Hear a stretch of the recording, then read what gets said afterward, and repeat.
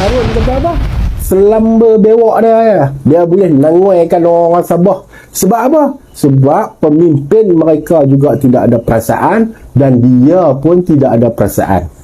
Dulu masa diwawancara oleh dunia kan, dan dunia pun tengok hasil daripada wawancara ni. Apa dia? Menyokong kewujudan negara Israel. Hari ni hang berhimpun, hang bercakap bergegak.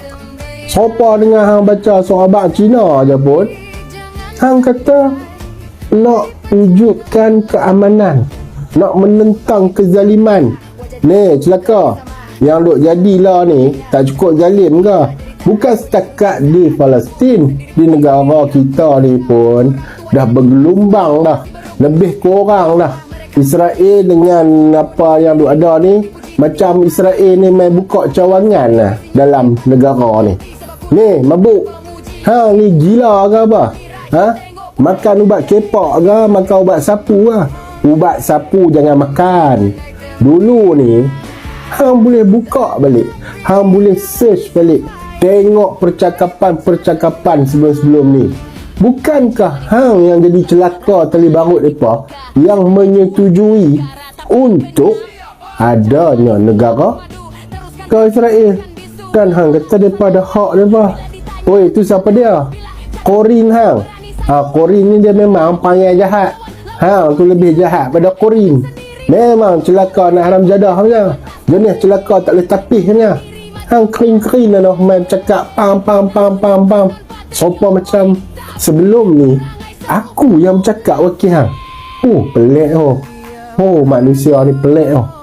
Sebab itulah kita kena ingat, nak cari pemimpin ni jangan yang macam anjing-anjing yang ada ni, perangai menggonggong merata, tak kira siapa.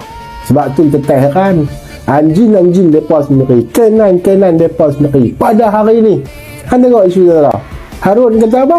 Selamba bewak dia ya. Dia boleh nanguaikan orang Sabah. Sebab apa? Sebab pemimpin mereka juga tidak ada perasaan dan dia pun tidak ada perasaan.